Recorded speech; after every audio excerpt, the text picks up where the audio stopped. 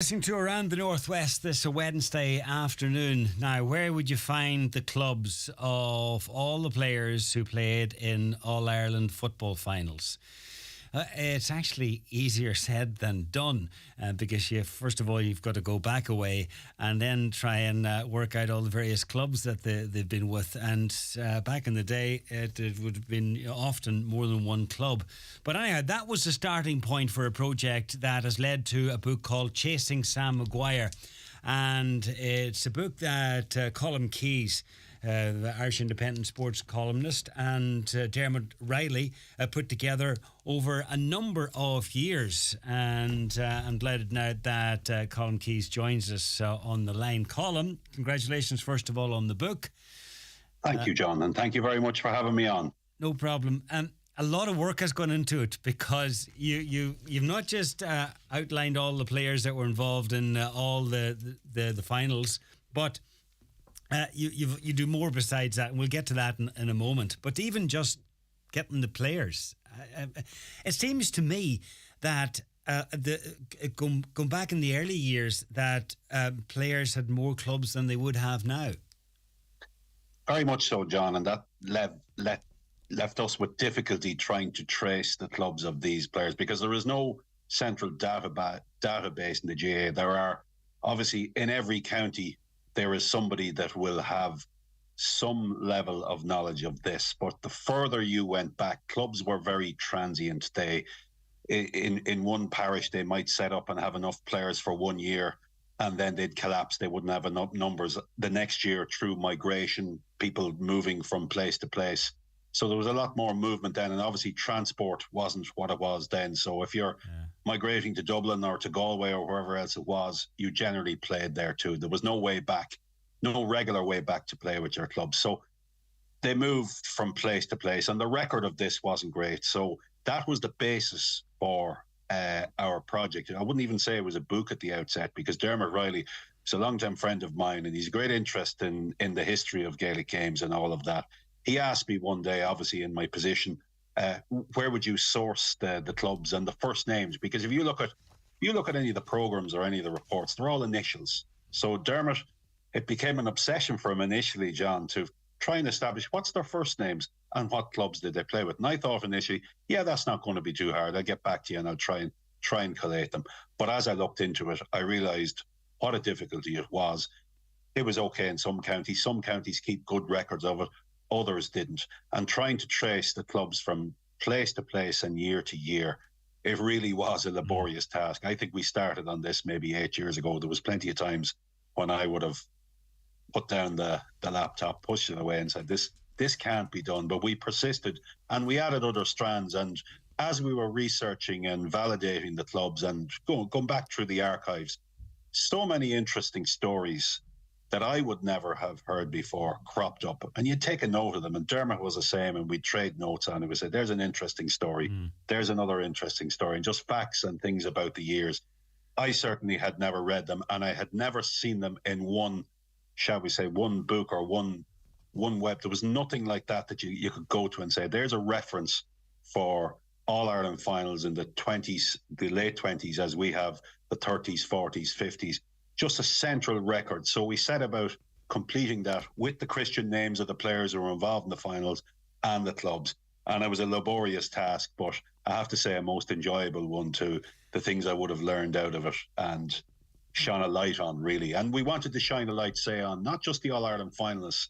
After a while, we added sections about the various championships. So that brought together a lot of names and a lot of references. Yeah, absolutely. I was just going to say that because you've broadened it out. It's not just about the final and about the lineups in the finals. It's about the championship as well because you devote 2 or 3 pages to each championship. And it's the stories within. It's the stories from the provincial championships as well as All Ireland final day that for me make this book. And it's part social history almost, as well as a sporting book. Yeah, we've decided, as you know, when you're looking back through across the archives, and not only are you reading the sports pages, and when you think back to the 1930s and 40s, even local papers. It was very, very limited sports coverage. So it was crumbs what you were looking at, and we would have looked back in club histories, and there was some very, very strong local papers too that you could reference, but it was limited. Some papers might be 8 or 12 pages, but you'd look at the front pages and you'd see some of the court cases, some of the addresses, or some of the ceremonies priests would have delivered off the pulpit in certain areas. We found it all very reflective of Ireland at its time, and we tried to add in various, not just from an Irish perspective, but a global history as well. And we have accounted for that with maybe 6 or 7 snippets to each year that might have reflected that, and maybe given a flavour of the way Ireland was in a global context at that time. And, there was obviously, it was quite insular in the 30s and 40s, and really only began to stretch out in the 1950s. And that coincided with a huge surge in interest, probably from the late 40s, in Gaelic games, inter-county Gaelic games as well at that time. And you could see the crowds increasing, the newspaper coverage increasing through the 1950s. It was really expanding, and then consequently into the 60s television coverage, and into the 70s more so. Because in a way, the way you write it up, it's a reflection of a greater Ireland, or Ireland's place in the greater world in some instances in each year, and it changes as the years go on. But one of the things I like about the book is the little final miscellany that you do, and this is just some little asides or little snippets from each final. And I'm just looking at the one here for 1930, and it was between Kerry and Monaghan, and apparently a one-sided game. And at the time, you're right that the kickouts were usually taken by one of the full back line, so it meant that the Kerry goalkeeper actually didn't see much action that day. He didn't touch the ball at all, because obviously Monaghan were so far adrift in that game, and the defenders took the kickouts. So, and that was the common practice almost up to the 1970s. I think it was probably around the time of Martin Furlong from Offaly, Billy Morgan from Cork, and latterly Paddy Cullen from Dublin probably modernised kickouts in the respect that they actually took them rather than the nearest fullback. And, it was a kick out to go as long and as far as you could. But Morgan had a short kick out, and he brought the placement of kickouts that you see now perfected by all modern day goalkeepers. It was really Billy Morgan who brought that really to the fore with his placement of short kickouts. But at that time, you're right, 1930, the Kerry goalkeeper did not touch the ball in that game. And another one from 1944. This was the final between Roscommon and Kerry, and on the it was this is a part of your reporting on the Leinster final, actually, because it was played in Athy, not in Croke Park, but in Athy, and the Dublin County Board actually relied on the Evening Herald to gather up the squad. That's right. That was the nature of the notification then that they would often, and that happened commonplace, that if a letter wasn't sent in the post, and that was the means of communication, a note would be put in the local paper, not just the Herald, but there were other instances of that where they would put a squad into a local paper and tell them the time to turn up, and that was the means of communication. So you set that into a modern context, and you think, my God, how could that ever work? But they were the means of communication, because there was no guarantee letters were going to arrive at all the houses of all the players. So they found it. Everybody bought a local paper in those days. That was the means of communication. Even the forum we're on here now, the platform we're on here, was not commonplace at local level in any way. So that was the means of communication. Yeah, they didn't have WhatsApp in them days. Nothing like that. Nothing like that. Or local radio or anything, social media, nothing. You start... the first time Maguire was played for in 1928, and Dermot, given that he's a Kildare man, it was apt that that was the year you started.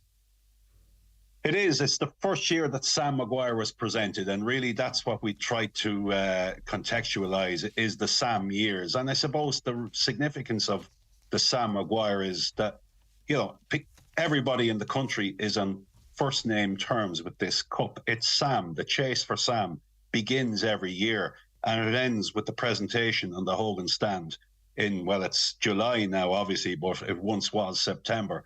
So Sam has a special resonance. I'm not so sure how many other cups are referred to by their first names.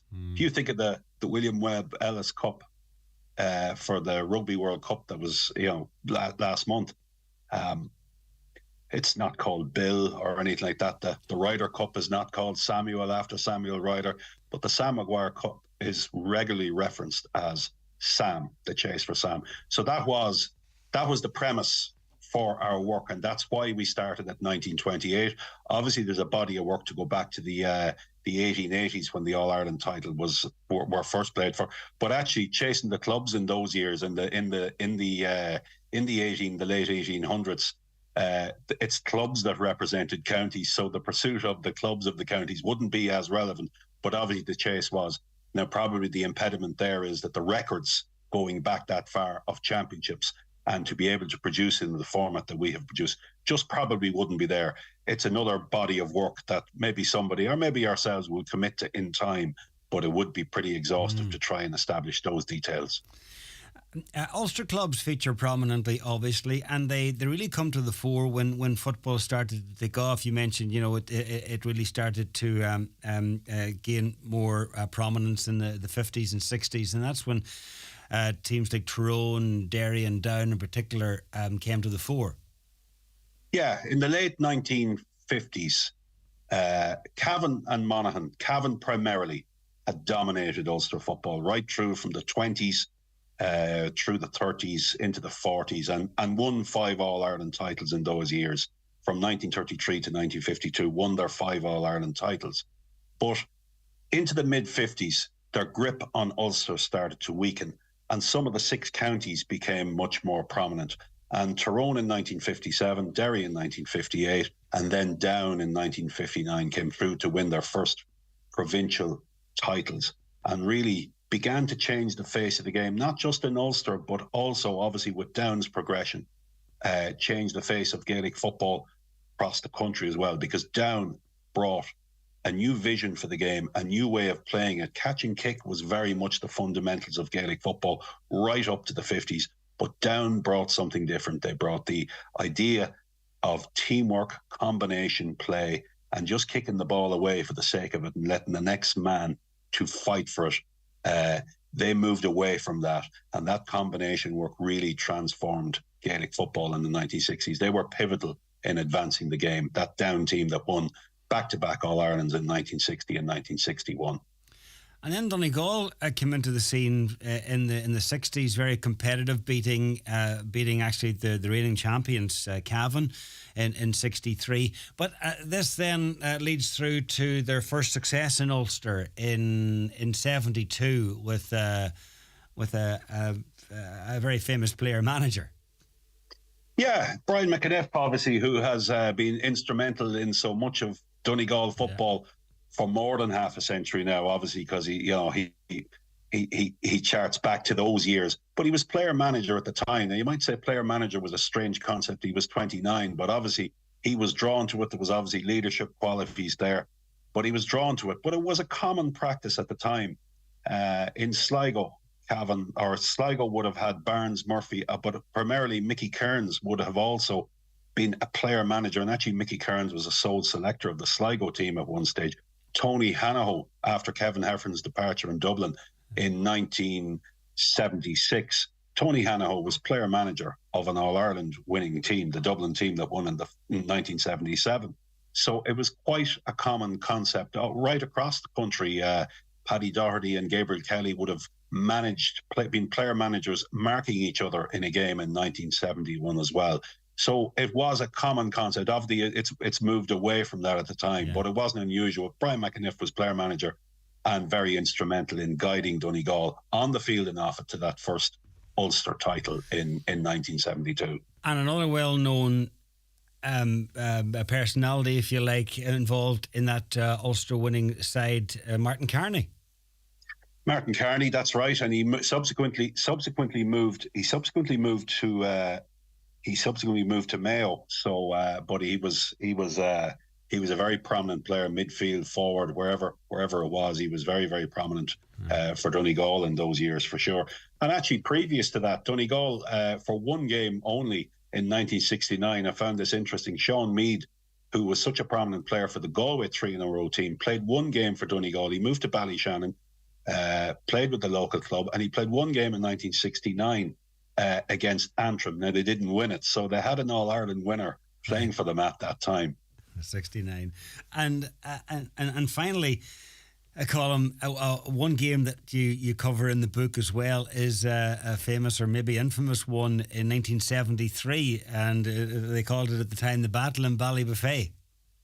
Yeah, I suppose a lot of people in Donegal would be very familiar with this, and I suppose, but not so much across the country. But in 1973, a particularly fractious game, an Ulster quarter-final there, Neely Gallagher got sustained a very bad injury. I think it was after around 12 minutes.